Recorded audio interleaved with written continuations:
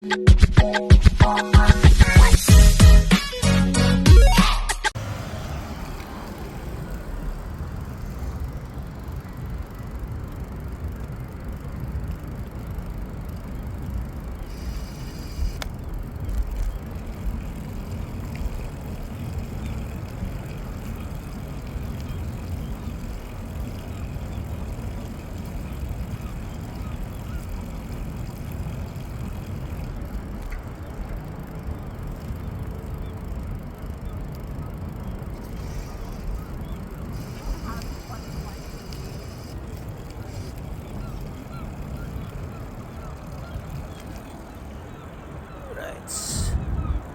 man.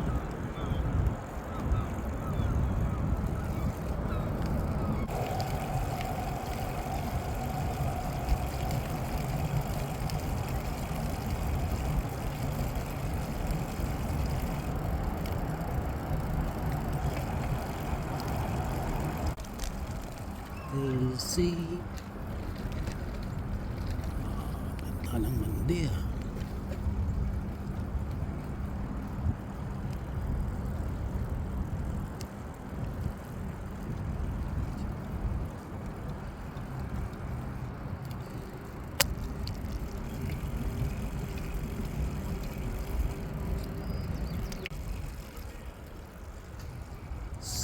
Yaletown Park.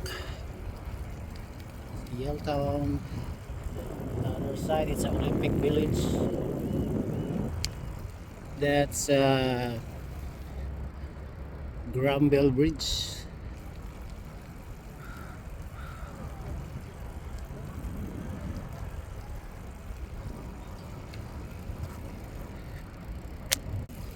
Yan, dito lalabas yung mga cherry blossom pag siguro mga after 2 weeks. Marami na yung mga cherry blossom dito sa seawall.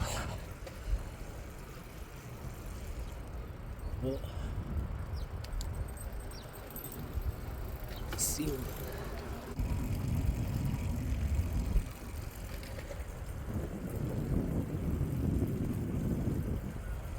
Ito yung papuntang Yaletown Park.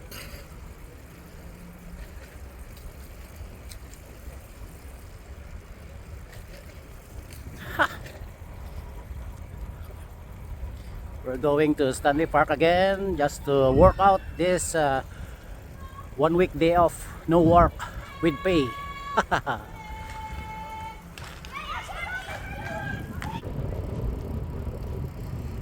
Ganda ng mga flowers oh.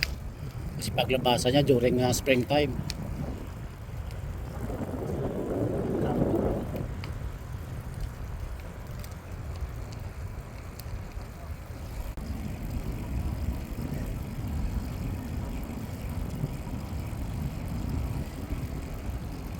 That's the Cambie Bridge, access to West and East Vancouver.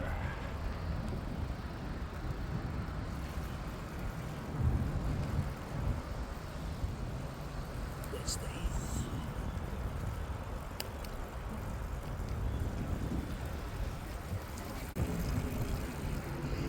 That's highest building here at Third Bits Seawall.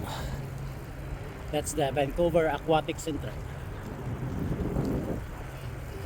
They're gonna renovate that to upgrade the aquatic swimming pool area. So that's the seawall. On the other side is the Jericho Beach. There you go. Good morning, good afternoon, good evening, kung anong oras man dyan sa atin mga karangkada sa Pinas. So nakapag-ride ako ngayong itong araw na to ng Tuesday, March 25. So yung oras ay 11:16 ng umaga. So 11 na pero yung temperatura dito nasa 10 degrees pa rin, so malamig. So nakapag day off ako ng 1 week with pay. So maganda dito. So makapag-enjoy ka ng ilang days na ride dito sa park namin, dito sa Stanley Park. anywhere at Vancouver. So dito ako ngayon sa seawall area. So pupunta ako doon sa Lionsgate Bridge, tapos maglo-loop babalik. Yun lang po, para makapag-enjoy ako at saka makapag-exercise ng aking heart workout. So hindi naman tayo mapapawisan nito dahil sa 10 degrees na temperatura, malamig pa rin. So yung spring na po dito sa amin. Itong March na papasok pa lang yung April, pero spring na. So maraming mga cherry blossom dito makipaglabasan. So i-update ko kayo mga ilang weeks. So sana hindi palagi umuulan dito, kasi dito umuulan parang scotch lang eh. So yun pong nangyayari dito sa Vancouver. So maganda yung ano ng araw ngayon, lumabas. So nandito ako sa Third Beach. So iikot ako sa seawall. Pasyal ko kayo mga karangkada. So padayon lang mga karangkada. So yan po yung seawall.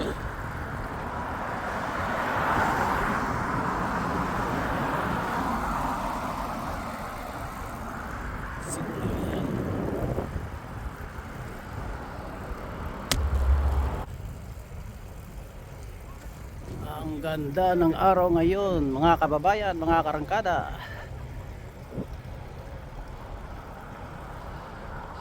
So ikot ko lang kayo, mag-chill ride lang tayo sa seawall, Stanley Park.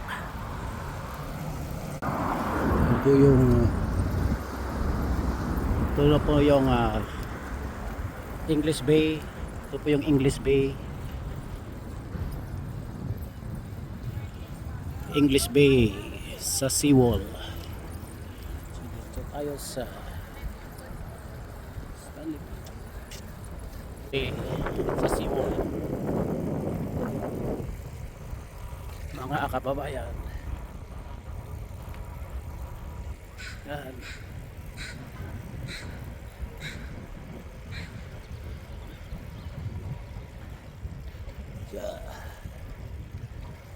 Seawall.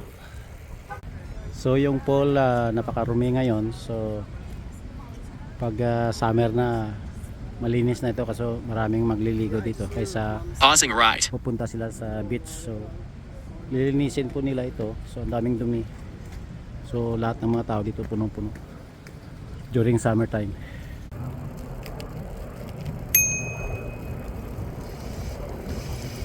Oh, may tubig. May tubig. Maganda sana dito mag-bike. Yan ang delikado. So mga nasa 1 meter lang yung ano niya, yung pathway. So meron kang kasalubong dito, mahuhulog. Kaya dapat merong merong fence. So maganda yung iniisip kong ditong proposal sa government city. Pinipicturean ko tapos sinesend ko. Tapos maghihintay ka kung kailan nila aksyonan. So maganda sana meron siyang fence na bricks, kahit katulad niya sa kabila. Sana ganito yung bricks sa fence niya para sa kabila dyan yan lang, dito yung may fence na hindi delikado, dyan ang delikado So this is an urban refuge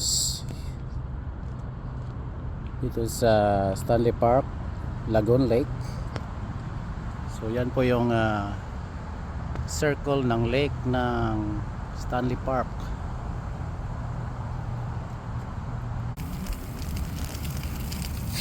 Sana i-develop na nila dito yung lagoon pathway ng Stanley Park para maganda. Lagyan nila ng splanage break sa pathway. So parang inahayaan lang, pag may nasira saka sila mag-aayos So wala silang pakialam.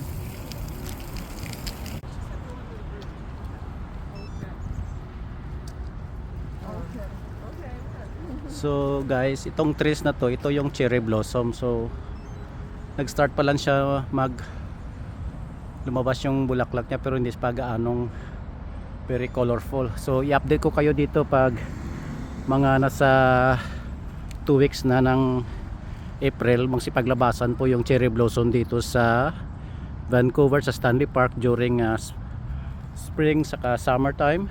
So marami yan dito sa Stanley Park. So yung mga tulip nang sipaglabasan na. So ito po yung trees niya, so hindi mo pa makita yung mga colorful na flowers niya. So yung mga dahon niya. So pag mga sunod-sunod na walang ulan, mga spring ng April, i-update ko kayo na maganda na yung ano niya, yung mga leaves niya. Ito yung horse for tourists. Ito yung seawall. Tayo sa baba guys, madadaan sa seawall para pasyal ko kayo sa seawall ng Stanley Park. So yan po guys, ito po yung seawall.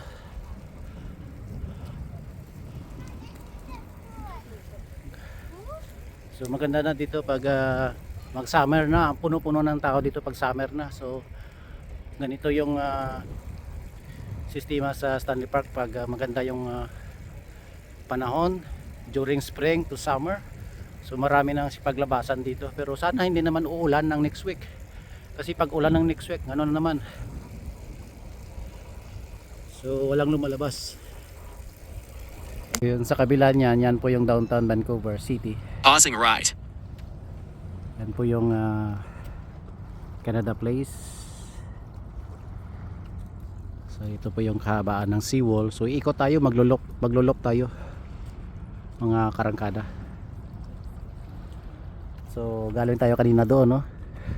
Ikot sa downtown sa amin, sa apartment. Tapos so maganda yung workout ko ngayon, yung heart ko maganda yung beating niya. So hindi tayo pwedeng, hindi masyadong mapapawisan tayo, pero mapapawisan masyado, pero kasi dahil nga sa temperatura nasa 10 degrees pa. So at least maganda yung panahon nitong Tuesday ng March 25. So ikot ko kayo mga karangkada. Maganda ngayon, no?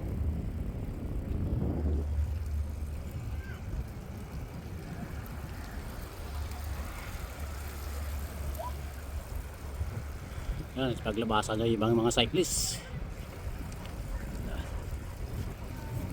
Ang ganda ng trees, oh. So ito po yung sentro ng Stanley Park na seawall. Mayroon lighthouse na corner. Pausing right. So nandun po yung Lion Gates Bridge. Hindi na ako pupunta doon, malayo na, mga next week siguro.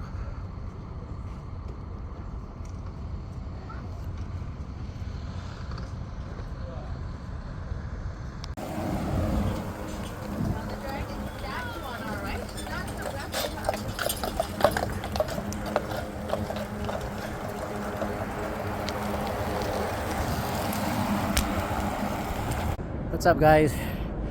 So dito muna ako mag-rest sa ilalim ng bridge.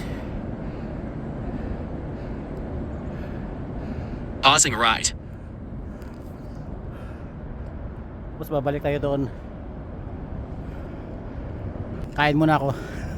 Alas 12 na. So nakapag-gravel tayo kahit kunting gravel.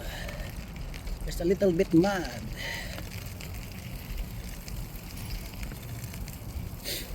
So sa baba tayo dadaan. Nagpahinga ako sa ilalim ng Lions Gate Bridge. Pausing right.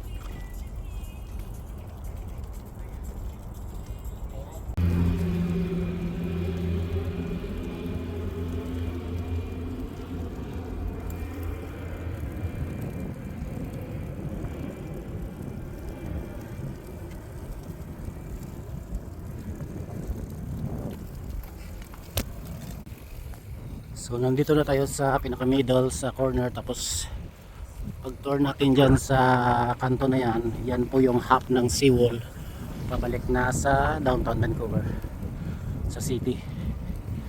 So ito po yung kabaan ng seawall, sa kabila West Vancouver. Kaya nasa 5 kilometers lang tayo sa 10 yung takbo dito, kasi maliit lang yung pathway sa seawall ng Stanley Park. Hindi pa ganong maraming tao to kasi nga umulan ng isang linggo eh. Weekend lang yung maraming tao dito. Sana hindi na ulan ng weekend para makapag-ride tayo ulit.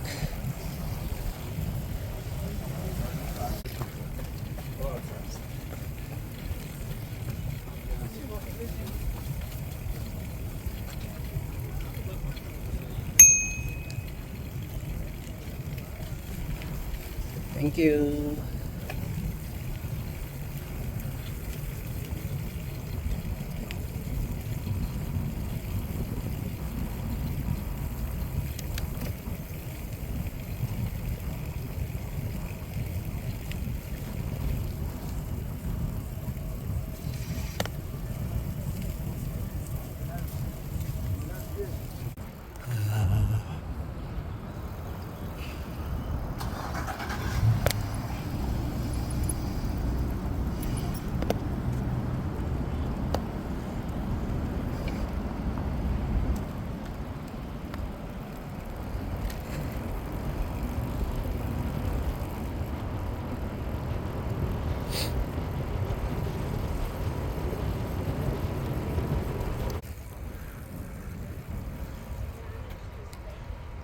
Look,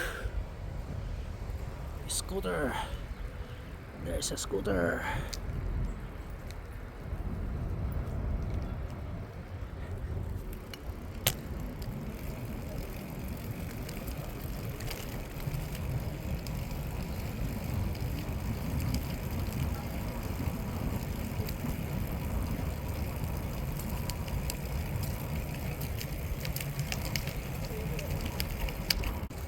Ito po yung Yaletown na maraming mga cherry blossom. So i-update ko kayo pag lumabas na yung mga colorful na dahon niya.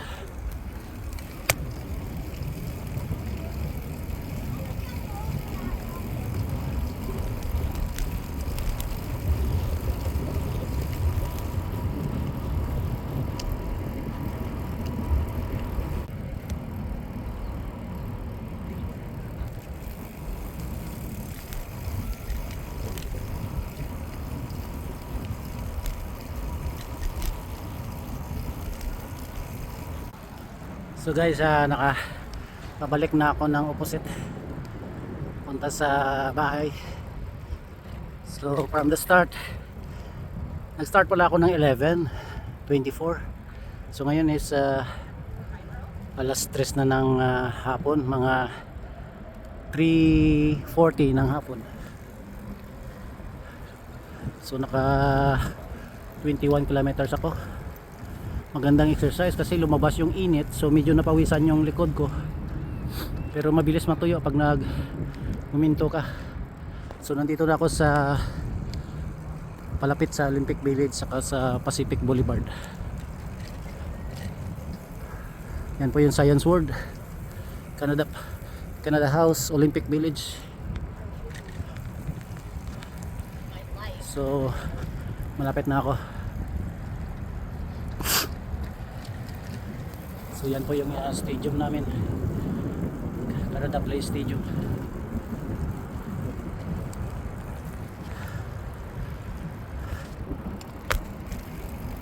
So ito po yung Concord Pacific Boulevard.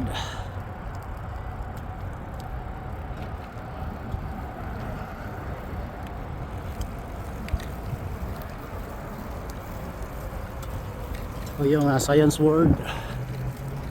Science World.